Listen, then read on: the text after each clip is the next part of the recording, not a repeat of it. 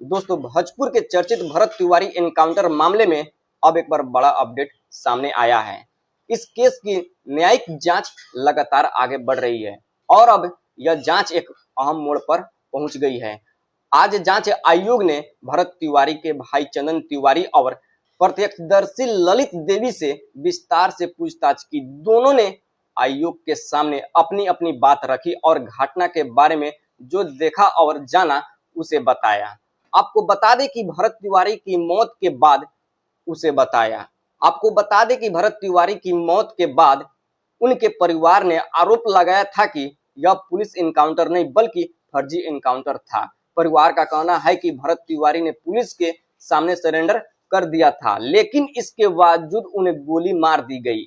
इसी आरोप के बाद पुलिस के खिलाफ एफआईआर दर्ज हुई थी और कई पुलिस कर्मियों को निलंबित भी किया गया था।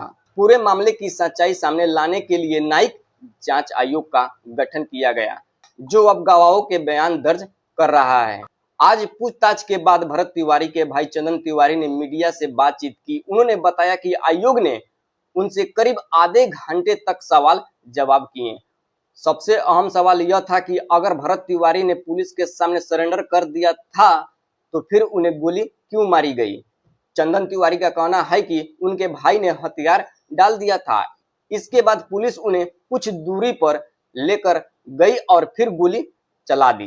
उन्होंने आयोग से मांग की इस मामले में शामिल सभी दोषी पुलिसकर्मियों को जल्द गिरफ्तार किया जाए और कानून के अनुसार सख्त सजा दी जाए।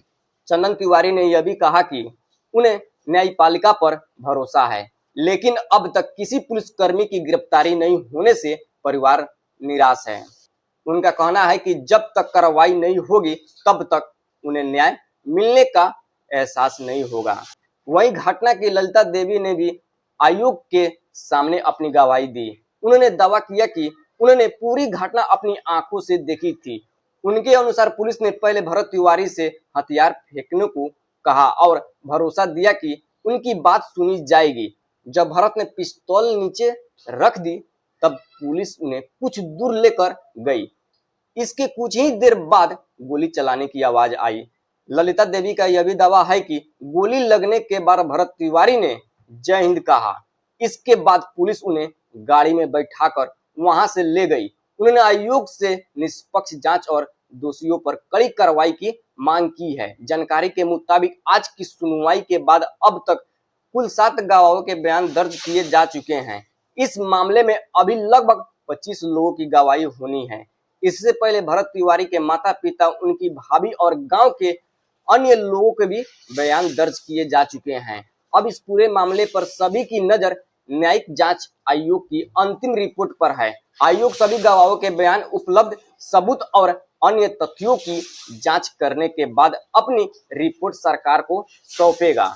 इसके बाद तय होगा कि आगे क्या कानूनी कार्रवाई की जाएगी। फिलहाल जांच जारी है और हर नई गवाही के साथ इस मामले में नए पहलू सामने आ रहे हैं। अब देखना होगा कि आयोग अपनी अंतिम रिपोर्ट में क्या निष्कर्ष निकालता है